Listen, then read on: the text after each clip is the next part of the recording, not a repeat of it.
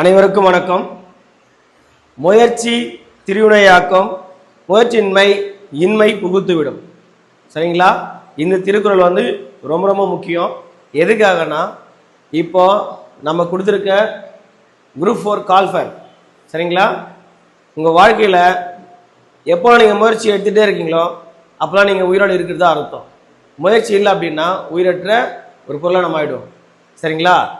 தேர்வுக்காக தயாராகும் அனைத்து மாணவர்களுக்கும் நான் சொல்கிற முதல் பொருள் என்னென்னா, நீங்கள் கிட்டத்தட்ட ஒரு 80% உங்களுடைய இலக்கை நோக்கி வந்துட்டு இருப்பீங்க.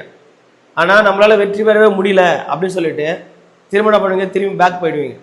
அது செய்யாதீங்க. எதுக்காக சொல்கிறேன் அப்படின்னா, கடந்த ஆண்டு தேர்வில் முயற்சி செய்து தோல்வி விட்டுற மாணவர்களை என்ன செய்வாங்க, போன முறை தோத்துட்டோம் அப்படின்வாங்க. ஆனால் அப்படி இல்லை, முயற்சி செஞ்சுக்கிட்டே இருக்கணும். முயற்சி போன வருடம் தோல்வி விடுற மாணவர்கள் தொடர்ந்து நீங்கள் தேர்வை படிச்சுட்டே இருந்தீங்கன்னா இப்போ வர தேர்வில் ஈஸியாக வெற்றி பெற முடியும். எப்படின்னு கேட்குறீங்களா? பார்ப்போம். சரிங்களா? ஒன்றும் இல்லை, இப்போ குரூப் 4 கால்ஃபர் வந்துடுச்சு. 25/4/2025 கால்ஃபர் கொடுத்துருக்காங்க. சரிங்களா? தேர்வு நாள் 12/7/2025. ஸோ ஆல்மோஸ்ட் நம்மளுக்கு இருக்கிற நாள் கணக்கு பார்த்தீங்கன்னா 75 டேஸ் இருக்குது. எத்தனை நாள் இருக்குது? 90 நாள் கணக்கு இருக்கணும். பட் 75 டேஸ் தான் இருக்குது. எனக்கு ஏன் 75 டேஸ் கொடுத்தீங்கன்னு நம்ம அரசாங்கத்தை கேட்க முடியாது. அவங்க எத்தனை நாள் கொடுத்தாலும் நம்மளால் தயாராக இருக்கணும். அதுதான் நம்மளோட வேலை. சரி, 75 டேஸ் இன்ட்டு 18 ஹவர்ஸ் கணக்கு பண்ணுங்க. கணக்கு பண்ணிங்கன்னா கிட்டத்தட்ட 1350 மணி நேரம் இருக்குது. எவ்வளோ? 1350 மணி நேரம். இந்த 1350 மணி நேரத்தில் 50 மணி நேரம் விட்டுருங்க உங்களுடைய இதர ஆக்டிவிட்டீஸுக்கு. ஒரு நாளைக்கு 18 மணி நேரம் படிக்கணும். நீங்கள் ஒரு வருஷம் படிச்சலாம் முக்கியம் இல்லை. இப்போ நான் 3 மாதத்தில் படிக்கிறேன் அப்படின்னா 18 மணி நேரம் ப்ரிப்பேர் பண்ணலாம். 24 மணி நேரத்தில் 18 மணி நேரம் பண்ணால் 6 மணி நேரம் தான் இருக்கும். சார், அப்போ 4 மணி நேரம் என்ன பண்ண முடியும்? 6 மணி நேரம் தூங்கணும், வேறு வழியே கிடையாது. 6 மணி நேரம் 3 மாதம் ப்ராக்டிஸ் பண்ணி தூங்குனீங்கன்னா உங்களால் அச்சீவ் பண்ண முடியும். சரிங்களா? இப்போ பார்ப்போம். இதில் 1300 மணி நேரத்தை நாம் எப்படி பிரித்து எப்படி படிக்க போகிறோன்றதை நான் உங்களுக்கு விளக்கமாக சொல்கிறேன். வெயிட் பண்ணுங்கள். சரி, ஓகே. இப்போ இந்த குரூப் 4க்கு யாரெல்லாம் விண்ணப்பிக்கலாம் அப்படின்றத உங்களுக்கு நான் பேசிக்காக சொல்கிறேன். அதே மாதிரி என்னென்ன போஸ்டிங் இருக்குது, இதுக்கு நம்ம என்ன படிக்கணும், முதல்ல எதை படிக்கணும், இதை உங்களுக்கு டீட்டெயிலாக சொல்கிறேன். பார்ப்போம். சரி, ஓகே. இதில் முதல்ல இந்த தேர்வுக்கு இந்த டேட்டை முதல்ல பாருங்க. சரிங்களா? இந்த டேட்டில் அறிவிக்கை நாள், இந்த அறிவிக்கிற நாள் 25/4/2025. இணைய விண்ணப்பத்தை சமர்ப்பிக்கிற கடைசி நாள் 24/5/2025. 12 மணி கிடையாதுங்க, 11:59. சரிங்களா? பிற்பகல். விண்ணப்பத்தை திருத்தலாம். எப்படின்னா, பிஎஸ்டிஎம். இந்த பிஎஸ்டிஎம்ன்றது என்னன்னா, தமிழ் வழியில் கல்வி கட்டுறவங்க 1ஆம் வகுப்புலேருந்து 5ஆவது வரைக்கும், 5ஆம் வகுப்பு முடிச்சு 6ஆம் வகுப்புலேருந்து 10ஆம் வரைக்கும், அப்புறம் 11 இதே மாதிரி ஒரே ஸ்கூலில் படிச்சுக்கலாம், வேறு ஸ்கூலில் படிச்சுக்கலாம். நீங்கள் எந்த வகையில் படிக்க சொல்லிட்டு அந்த ஸ்கூலில் போயிட்டு நீங்கள் ஒரு கடிதம் மட்டும் டிஎன்பிஎஸ்சி வெப்சைட்டில் அதனுடைய ஃபார்மேட் இருக்கும். அதை நீங்கள் பிரிண்ட் அவுட் எடுத்துகிட்டு அதை ஒரு லெட்ரு, நீங்கள் அந்த ஸ்கூலில் படிச்சுங்கிறதுக்காக எந்த வருஷம் படிச்சிங்க அந்த வருஷத்தை எழுதி உங்ககிட்ட சப்போஸ் டிசி ஜெராக்ஸ் இருந்தால் ஒன்று வெஹிக்கிள் அட்டாச் பண்ணி எடுத்து போய் ஸ்கூலில் கொடுத்தீங்கன்னா அவங்க மேக்ஸிமம் ஒரு நாள் தேடுவாங்க, இல்லை 2 நாள் டைம் எடுத்துப்பாங்க. ப்ராப்ளம் கிடையாது. ஆனால் உடனடியாக பண்ணிவிடுங்க. அதை எடுத்து போய் கொடுத்துட்டா சர்டிஃபிகேட்டை கொடுத்தாங்கன்னா அதை வாங்கி எடுத்துன்னு நீங்கள் அப்ளை பண்ணும்போது அதை சேர்த்து அதில் அட்டாச் பண்ணிடணும். சரி, இப்போது தேர்வு நம்ம எப்படி சூஸ் பண்ணோம் அப்படின்னா தெளிவாக புரிஞ்சுங்க. இப்போ நீங்கள் சென்னையில் இருக்கீங்க அப்படின்னா, சென்னையில் இருக்கீங்கன்னா நீங்கள் முன்னாடியே என்ன பண்ணணும், இப்போ சென்னை விரிவாக்கம் பண்ணிட்டாங்க. சரிங்களா? இப்போ நான் எக்ஸாம்பிள்ஸ் சென்னையில் நான் மவுண்ட் ரோட்டில் இருக்குன்னு வச்சுங்களேன். நான் விண்ணப்பத்தை முன்னாடியே நான் விண்ணப்பிக்கிறேன் அப்படின்னா மவுண்ட் ரோட்டில் இருக்கிற நியர்பையில் இருக்கிற நியூ காலேஜோ இல்லை ஒன்றும் மற்ற காலேஜோ சென்டர் போடுவாங்க. அதுவே நான் தாமதமாக விண்ணப்பிச்சுன்னு வச்சுங்களேன், அப்போ சிட்டியில் இருக்கிற எல்லா சென்டரும் ஃபில் ஆகிடும். வேறு வழி இல்லாமல் சென்னையின் புறநகர் தள்ளி வந்துடும். வெளியில் வந்துச்சுன்னா அங்கேருந்து தூக்கி எங்கே போடுவாங்க, தாம்பரம் போடுவாங்க, இல்லை பெருங்குளத்தூர் போடுவாங்க. ஏன்னா இதெல்லாம் சென்னையில் விரிவாக்கம் ஆகிடுச்சு இல்லையா? ஸோ உங்களுக்கு இங்கேருந்து பயணிச்சு வர நேரமே 1.5 மணி நேரம் ஆகிடும். சிட்டி டிராஃபிக் இந்த மாதிரி எல்லாருக்குமே ஒரு காம்ப்ளிகேட் இருக்கும். அதனால உடனடியாக நாளைக்கோ இன்றைக்கோ உடனே போய் விண்ணப்பிச்சிருங்க. நீங்கள் எவ்வளோ சீக்கிரம் விண்ணப்பிங்களோ உங்களுக்கு நீங்கள் கேட்குற சென்டர் உங்களுக்கு கிடைக்கும். சென்டர் கம்ஃபர்டபுளாக இருந்தால் தான் உங்களால் நீங்கள் வீட்டிலேருந்து அங்கே போகிறதுக்கு பக்கமாக இருக்கணும், காலையிலே நல்லா குளிச்சு எழுந்து சாப்பிட்டு போயிட்டு தேர்வு எழுதுங்கன்னா ஃப்ரீயாக இருக்கும், ரிலாக்ஸாக போய் எழுதுனால கண்டிப்பாக ஜெயிச்சிடலாம். சரி, ஓகே, பார்ப்போம்.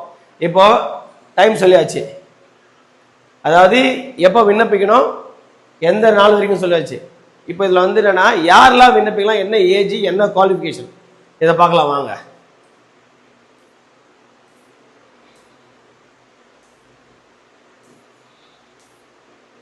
சரி, இப்போ இந்த வேக்கண்டில் எந்தெந்த பதவிக்கு எவ்வளோ வேக்கண்ட் இருக்குன்னு பார்க்கலாம். முதல்ல கிராம நிர்வாக அலுவலர், VAO, வில்லேஜ் அட்மினிஸ்ட்ரேட்டிவ் ஆஃபீஸர். சரிங்களா? எத்தனை காலி பணிகளை? 215. ஓகேங்களா? அதுக்கடுத்து இளநிலை உதவியாளர் பிணைய மாற்றுறது அப்படின்னா 1621. ஓகேங்களா? இது வந்து என்னன்னா அசிஸ்டன்ட் சொல்லுவாங்க, இளநிலை உதவியாளர். ஸோ இதுதான் ஃபர்ஸ்ட் ப்ரிஃபரன்ஸாக எல்லாருமே எடுப்பாங்க. ஏன்னா இது வந்து இண்டிவிஜுவல் ஆஃபீஸர்ஸ். எப்படி தனியாக நீங்கள் யாருக்குமே ரிப்போர்ட் பண்ண அவசியம் இல்லை, தனி நீங்கள் அந்த கிராமத்தை நிர்வகிக்கிற ஒரு தனி ஆஃபீஸர். சரிங்களா? உங்களுக்கு மேலே RI இருப்பார், அதுக்கு மேலே தாசில்தார் இருப்பாங்க, அதுக்கு மேலே கலெக்டர், அப்படி வந்துருவீங்க. அதனால அங்கே வந்து இண்டிவிஜுவலாக இருக்குங்க. அதனால எல்லாருமே இதுதான் சூஸ் பண்ணுவாங்க. அதுக்கு நீங்கள் என்னன்னா அதிகமான மார்க் எடுக்கிறவங்க முன்னாடியே இதில் வந்துடுவாங்க. ஓகேங்களா? அதுக்கடுத்து அசிஸ்டன்ட், இது வந்து ஆஃபீஸில் கிடைக்கும் ஜாப். இப்போ தலைமைச் செயலகம், ஒன்றும் கலெக்டர் ஆஃபீஸு, அதுக்கப்புறம் தாசில்தார் ஆஃபீஸு, இந்த மாதிரி. ஸோ இப்போ நீங்கள் செக்ரட்டரியில் உங்களுக்கு வேலை கிடைக்குதுன்னா கரெக்டாக காலையில் கிளம்ப போகிறீங்க, நேராக போய்ட்டு உங்கள் வேலை மட்டும் பார்த்துட்டு வந்துட்டே இருக்கலாம், மற்ற வேலை பார்க்கணும் அவசியமே இருக்காது. உங்கள் டேபிளில் நமக்கு அது மட்டும் தான் பார்க்கலாம். இதுவே நீங்கள் வந்து கலெக்டரேட்டில் போனீங்கன்னா எல்லா ஃபைல் ஒர்க்கும் நீங்கள் பார்க்கணும், தாசில்தார் ஆஃபீஸில் போனீங்கன்னா எல்லா ஃபைல் ஒர்க்கும் நீங்கள் பார்க்கணும். இந்த மாதிரி பண்ணும்போது என்னன்னா உங்களுக்கு ஒர்க் லோட் அதிகமாக இருக்கும், வருவாய்த்துறையில் இன்னும் அதிகமாக இருக்கும். சரிங்களா? அதனால நீங்கள் எப்பயுமே வந்து எப்படி நம்ம ஜாபை சூஸ் பண்ணுறோமோ, நீங்கள் எந்த ஹார்ட் ஒர்க் படிக்கிறீங்களோ இந்த மாதிரி உங்களுக்கு கம்ஃபர்டபுளான ஜோனில் நீங்கள் உட்காந்துருவீங்க. சரி, அதுக்கடுத்து பார்ப்போம் இளநிலை உதவியாளர். எதுலன்னா தமிழ்நாடு வீட்டு வசதி வாரம். இதெல்லாம் வந்து ஒர்க் அதிகமாக இல்லாத போஸ்ட்டு, ஒன்றும் ப்ராப்ளம் கிடையாது. ஆனால் மேஜர் ரோல் பண்ணுறது இது 2 விஷயம். அப்புறம் பார்த்தீங்கன்னா டைப்பிஸ்ட். சரிங்களா? தட்டச்சர், இளநிலை உதவியாளர் மட்டும் தட்டச்சர். தட்டச்சர் பாருங்க, தமிழ்நாடு அமைச்சர் பணி மற்றும் நிதி அமைச்சர் பணி. இது என்னன்னா எல்லாமே AI வந்துடுச்சு, ஆர்டிஃபிஷியல் இன்டெலிஜென்ஸ். ஸோ அதனால இதனோட டிமாண்ட் வந்து கம்மியாக இருக்குது. இன்றைய காலகட்டத்தில் டைப் பண்ணவே தேவையில்ல, டைப்பிஸ்ட்டுக்கான வேலை குறைவாயிடுச்சு. வாயில் சொல்கிறாங்க, அதே டைப் ஆகிடுது. சரிங்களா? பட் இருந்தாலுமே கவர்மெண்ட் டாக்குமெண்ட்டில் typing very importance, short and very important. தட்டச்சர் முடிச்சவங்களாம் பாருங்கள், எல்லாமே வந்து செக்ரட்டரியேட் தான், மேக்ஸிமம் செக்ரட்டரியேட்டில் கிடைக்கும், இல்லை கலெக்டர் ஆஃபீஸில் கிடைக்கும். அதாவது ரொம்ப பவர்ஃபுல்லான எங்கே போஸ்டர்ஸ் இருக்காங்களோ அந்த ஏரியாவில் உங்களுக்கு கிடைக்கும். பட் கம்ஃபர்டபுளாக இருக்கலாம். அதில் வந்து 35. சரிங்களா? ஓகே, மேஜர் ரோல் இதுதான். இதில் பாருங்க, வனக்காப்பாளர். இது நல்ல போஸ்ட்டுங்க, நல்லா யோசிச்சு பாருங்க. வனக்காவலர் வேற, வனக்காப்பாளர் வேற. காவலர்னா கிட்டத்தட்ட போலீஸ், தமிழ்நாடு அரசு சீருடை பணியாளர் இருக்காங்க இல்லையா, அவங்க வந்து போலீஸில் வந்துடுவாங்க. அந்த காவலர் மாதிரி இருக்காம காப்பாளர், வனக்காப்பாளர்னா நீங்கள் வந்து கிட்டத்தட்ட ஒரு SI கேட்டகரி, நல்ல போஸ்ட்டு. இதெல்லாம் வந்து முன்னாடி தனியாக எக்ஸாம் வச்சுருந்தாங்க, இப்போ குரூப் 4லேயே வைக்கிறாங்க.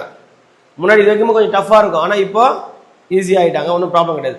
சரி, பார்க்கலாம். ஓகேங்களா? மொத்தம் பார்த்தீங்கன்னா 3935. இது வந்து ஜஸ்ட் ஒரு நம்பர் தாங்க, புரிஞ்சுங்க. இது வந்து ஒரு ஜஸ்ட் ஒரு நம்பர் தான். இதுலேருந்து மேக்சிமம் ஹை ஆகும். ஏன் வந்து இன்க்ரீஸ் ஆகும் அப்படின்னா, எனக்கு தெரிஞ்சு ஒரு 5000 ஆகும். சரிங்களா? ஒரே தேர்வு தான். நீ 3900 ஆல்மோஸ்ட் 4000 வேகன்சிக்குள்ளே நீங்கள் ட்ரை பண்ணுறீங்க அப்படின்னா 5000 போகிறது நிறைய வாய்ப்பு இருக்குது. வெயிட்டிங் லிஸ்ட்டில் இருந்தவங்களாம் நிறைய பேர் கால் பண்ணி கூப்பிடுவாங்க. ஸோ நீங்கள் எஃபோர்ட் மட்டும் போடுங்க, நல்லா படிங்க, படித்து எக்ஸாம் எழுதணும். எழுதிட்டே இருக்கும்போது என்னன்னா, இதில் இருக்க இந்த ஃபிகர்லேருந்து 3935லேருந்து 5000 இன்க்ரீஸ் ஆகுதுன்னா உங்கள் கடின உழைப்புக்கான வேலை நிச்சயமாக கிடைக்கும். சரிங்களா? அது மாதிரி நிறைய ஜாயின் பண்ண நிறைய பேர் இருக்காங்க. சரி, பார்ப்போம். சரி சார், இப்போ நான் அப்ளை பண்ணிட்டேன், எனக்கு என்ன ஏஜ் கேட்டகரி அப்படின்னு யோசிக்கிறீங்க. ஏஜை பற்றி யாரும் யோசிக்காதுங்க. ஏன்னா குரூப் 4 மட்டும்தான். டிகிரி படித்தவங்களுக்கு நிறைய சான்ஸ் இருக்குது. எத்தனை வயசுனா 60 வயசு. பாருங்க,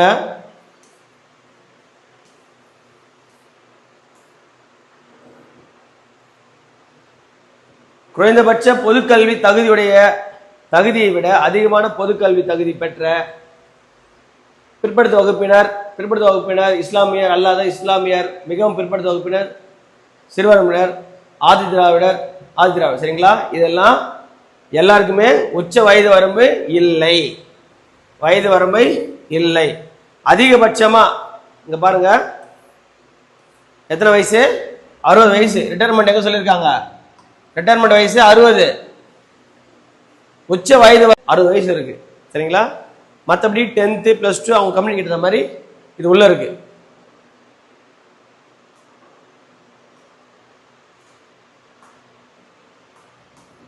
சரிங்களா?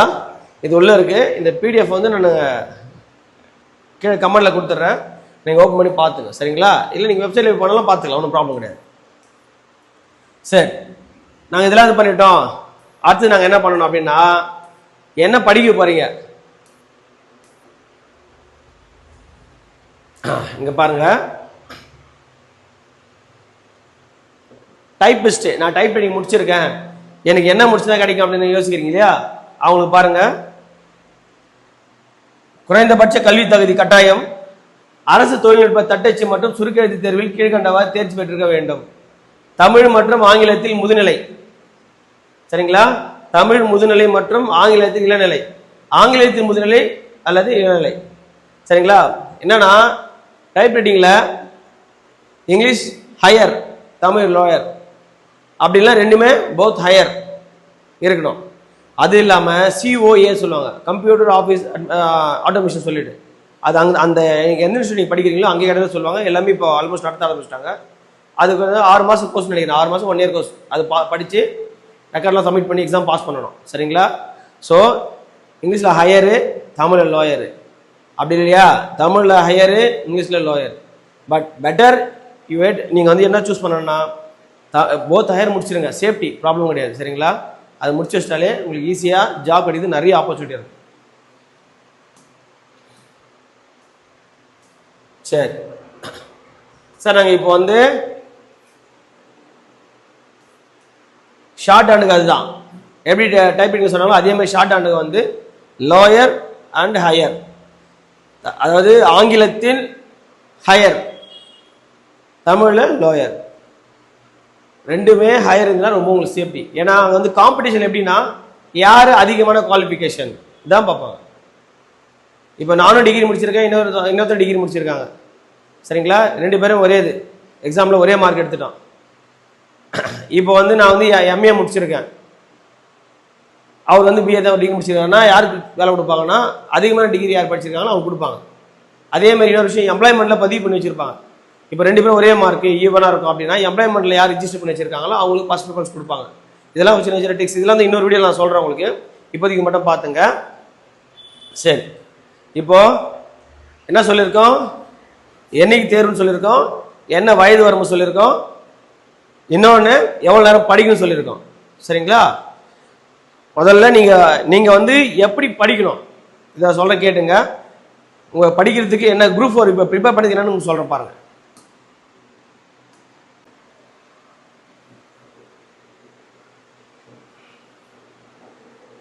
சரி பாருங்க, குரூப் 4க்கு சிலபஸ் ஆல்ரெடி ஏற்கனவே நான் 2-3 வீடியோ சொல்லியிருப்பேன் உங்களுக்கு, திரும்ப உங்களுக்கு சொல்றேன் பார்த்துங்க.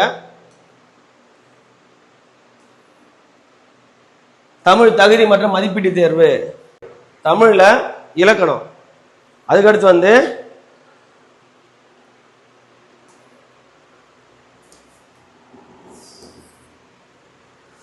சொல்லகராதி 15 கேள்வி, இதுல 25, இதுல 15. முதல்ல தமிழ் பிரிச்சிங்க, சரிங்களா? எப்படி? இலக்கணம், சொல்லகராதி 15, 25, 15, அப்படின்னா எத்தனை? 30, 40 கொஸ்டின் முடிஞ்சு போச்சு.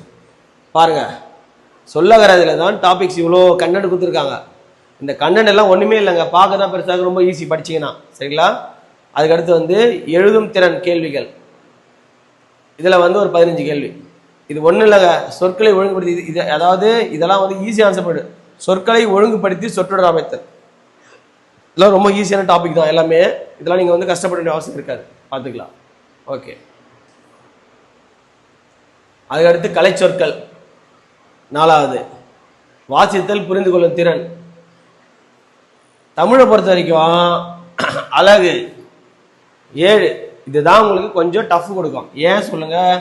ஏன்னா மொத்த கண்டென்ட் இங்கே தான் வந்து குவிஞ்சிருக்கு. நீங்கள் மார்க் ஸ்கோர் பண்ண கஷ்டப்பட போகிற இடம் எங்கன்னா இங்கே தான். சரிங்களா? இங்கே வந்து கண்டென்ட் அதிகம். நல்லா பாருங்க. இலக்கியம், தமிழ் அறிஞர்களும், தமிழ் தொண்டும் 15 கேள்வி. கேள்வி கம்மி. எனக்கு கேட்டால் இதுக்கு வந்து 25 கொஸ்டின் இல்லை 30 கொஸ்டின் கொடுத்துருக்கலாம் மற்ற குறைச்சிட்டு. ஆனால் இவங்க என்ன பண்ணிட்டாங்க, இதில் டாபிக் அதிகம், மார்க்கு கம்மி. இதில் தான் நிறைய எஃபோர்ட் பண்ண படிக்கணும். மற்றெல்லாம் நீங்கள் வந்து ஈஸியாக முடிச்சிடலாம். இதுதான் டஃப். ஏன்னா இதில் பாருங்கள் எல்லாமே வந்துடுது. திருக்குறள் தொடர்பான செய்திகள் அதுவே முடிஞ்சு போச்சு. 20 அதிகாரங்கள் மட்டும். அந்த 20 அதிகாரங்கள்லையே அது மட்டும். அதுவே கடல். அந்த 20 அதிகாரத்தில் ஒரு ஆசிரியர்கிட்ட கொடுத்தனா அவரு 2000 கொஸ்டின் எடுப்பார். அவங்களால முடியும். அவ்வளோ விஷயம் எடுக்கலாம். பார்ப்போம். ஏன்னா இதான் ஃபர்ஸ்ட் எக்ஸாம் இல்லையா? அதனால இது என்ன கண்டென்ட்ல போது பார்க்கலாம். ஸோ குரூப் 4க்கு நீங்கள் படிக்கணும் முதல்ல அப்படின்னா உங்கள் கையில் இருக்க வேண்டியது முதல்ல சிலபஸ். சரிங்களா? முக்கியமாக தமிழ் சிலபஸ் கண்டிப்பாக கையில் இருக்கணும். இதை எடுத்து வச்சுட்டு இங்கே படிக்கணும். ஓகேங்களா? 1300 மணி நேரத்தில்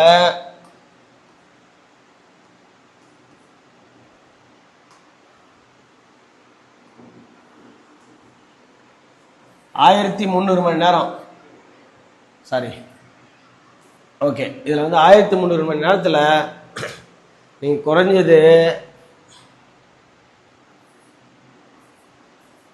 600லேருந்து 800 மணி நேரம் தமிழ் தான் நீங்கள் படிக்கணும்.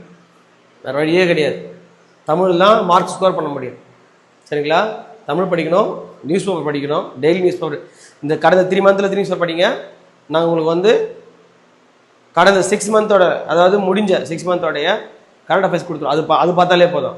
ஸோ அது ஒரு 6 மந்த், இது ஒரு 3 மந்த். அப்போது 9 மந்த்ஸ், ஆல்மோஸ்ட் 1 இயர் கவர் ஆகிடுச்சு. ஒன்றும் ப்ராப்ளம் கிடையாது. நீங்கள் ஈஸியாக ஆன்சர் பண்ணிடலாம். ரொம்ப எலாபரேட்டெல்லாம் கேட்க மாட்டாங்க. கரண்ட் அஃபேர்ஸ் ஈஸியாக இருக்கும். அதேமாதிரி கான்ஸ்டியூஷன் வந்து ரொம்ப வெரி வெரி இம்பார்ட்டன்ட்ங்க. கான்ஸ்டியூஷன் வந்து நிச்சயமாக சூப்பராக கேட்க போகிறாங்க. Constitution and economics and maths. மேத்ஸ்லாம் அப்படியே நீங்கள் விளையாடினே போடலாம். அந்த மாதிரி தான் மார்க் ஸ்கோர் பண்ண முடியும். சரிங்களா? தமிழ் படிக்கணும், நியூஸ் பேப்பர் படிக்கணும், டெய்லி நியூஸ் பேப்பர். இந்த கடந்த 3 மந்த்தில் 3 நியூஸ் பேப்பர் படிங்க. நாங்கள் உங்களுக்கு வந்து கடந்த 6 மந்தோட, அதாவது முடிஞ்ச 6 மந்தோடைய கரண்ட் அஃபேர்ஸ் கொடுத்துரும். அது பார்த்தாலே போதும். ஸோ அது ஒரு 6 மந்த், இது ஒரு 3 மந்த். அப்போது 9 மந்த்ஸ், ஆல்மோஸ்ட் 1 இயர் கவர் ஆகிடுச்சு. ஒன்றும் ப்ராப்ளம் கிடையாது. நீங்கள் ஈஸியாக ஆன்சர் பண்ணிடலாம். ரொம்ப எலாபரேட்டெல்லாம் கேட்க மாட்டாங்க. கரண்ட் அஃபேர்ஸ் ஈஸியாக இருக்கும். அதேமாதிரி கான்ஸ்டியூஷன் வந்து ரொம்ப வெரி வெரி இம்பார்ட்டன்ட்ங்க. கான்ஸ்டியூஷன் வந்து நிச்சயமாக சூப்பராக கேட்க போகிறாங்க. Constitution and economics and maths. மேத்ஸ்லாம் அப்படியே நீங்கள் விளையாடினே போடலாம். அந்த மாதிரி இருக்கும் கொஸ்டின்ஸ். ஆனால் ட்விஸ்ட் வச்சு தான் கண்டிப்பாக கேட்பாங்க. போன முறை பார்த்தீங்கன்னா இந்த மாம்பழம் கணக்கு, அப்புறம் அந்த டோல்கேட் கணக்கு, இது மாதிரிலாம் டிஃப்ரெண்ட் கேட்டாங்க. இந்த முறையும் அப்படி தான் கேட்பாங்க. சரிங்களா? புத்தி கூர்மையை சரியாக பயன்படுத்தலாம் மட்டும்தான் தேர்வில் வெற்றி பெற முடியும். நம்ம அங்கெல்லாம் நம்ம மிஸ்டேக் பண்ணுறதுக்கு தான் தமிழ் நல்லா மார்க் எடுக்கணும். தமிழ் இவ்வளோ டாபிக் தான் நீங்கள் ஈஸியாக ப்ரிப்பேர் பண்ணால் மட்டும்தான் உங்களால் வெற்றி பெறவே முடியும். சரி, ஓகே. இப்போது தமிழுக்கு 800 மணி நேரம் பிரிச்சாச்சு. மீதி இதில் ஒரு 200, அதில் ஒரு 300, 500 மணி நேரம் இருக்குது. அந்த 500 மணி நேரத்தில் ஒரு நாளைக்கு நம்ம எப்படி படிக்கணும் ஃபர்ஸ்ட் அது பிளான் பண்ணிங்க. எப்படி நீங்கள் வந்து படிக்கணும்னு உங்களுக்கு தெளிவாக சொல்கிறேன். தமிழ்லாம் எப்படி படித்தா ஈஸியாக உங்கள் மைண்டுக்கு வரும்னு நான் சொல்கிறேன் பாருங்கள். சரி, இப்போ தமிழ் நீங்கள் படிக்க போகிறீங்க. ஓகே, தமிழ் படிக்கிறீங்கன்னு வச்சுங்களேன். தமிழ் வந்து காலையில் ஃபஸ்ட்டு ஒரு மனுஷனால் குறைஞ்சது 3/4 மணி நேரம் படிக்கலாம். 3/4 மணி நேரத்துலேருந்து 1.5 மணி நேரம் ஒரு பிரேக் இல்லாமல் படிக்கலாம். சரிங்களா? அதுலேருந்து 3 மணி நேரம். சரி, ஃபஸ்ட்டு உங்களுக்குள்ளே டைம் டேபிளில் போட்டுங்க. எக்ஸாம்ஸ் வந்து காலையில் 5 மணி வச்சுங்க. சரிங்களா? 5 to 6:30. சரிங்களா? இது வந்து என்னது? தமிழ். 6ல் கொஞ்சம் பிரேக் எடுத்துங்க. பிரேக் எடுத்தீங்கன்னா அடுத்தது 7 to 8:30. ஓகேங்களா? இதில் என்ன படிக்கணும்? கான்ஸ்டியூஷன் படிக்கணும். 7 to 8ல் கான்ஸ்டியூஷன் படிக்கணும். அதுக்கப்புறம் 8 to 9:30 இதில் வந்து எக்கனாமிக்ஸ் படிக்கணும். சரிங்களா? ஓகே, இப்போ 9 ஆயிடுச்சு. 10 மணிக்கு ஒரு பிரேக் எடுத்துட்டு 10லேருந்து 12 மணி வரைக்கும் 10 to 12 என்ன படிக்கணும்? திரும்ப தமிழ் இலக்கணம் 2 மணி நேரம் ஆயிடுச்சு. இங்கே 1.5 மணி நேரம், இங்கே 2 மணி நேரம், அப்போ 3.5 மணி நேரம் ஆயிடுச்சு. சரிங்களா? அதுக்கப்புறம் பசி டைம் வந்துடும் நம்மளுக்கு. அந்த மணி 8:30லேருந்து 9:30 வரைக்கும் மேக்ஸ், திரும்ப 9:30 வரைக்கும் மேக்ஸ். சரிங்களா? ஏன்னா அப்போ தூக்கம் வரும். எடுத்து வச்சுட்டு திரும்ப 10 மணி 10 to நைட்டு 12 10 to 12 2 மணி நேரம் நிச்சயமாக தமிழ் தான் படிக்கணும். அதுவும் என்ன படிக்கணும்? நைட்டில் இதை படிக்கணும். எங்க இலக்கியங்கள் படிக்கணும், சங்க இலக்கியம் படிக்கணும். சங்க இலக்கியம், வரலாறு, எதெல்லாம் படிங்க. ஏன்னா மைண்டு வந்து தெளிவாக இருக்கும் அந்த நைட்டில். அந்த டைமில் படிக்கும்போது தான் உங்களுக்கு ஃப்ரீயாக இருக்கும். அப்போ தான் அதை படிக்கணும். சரிங்களா? ஸோ இப்போ பாருங்க,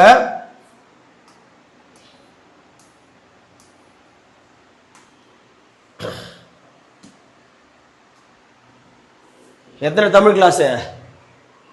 ஃபஸ்ட்டு தமிழ்,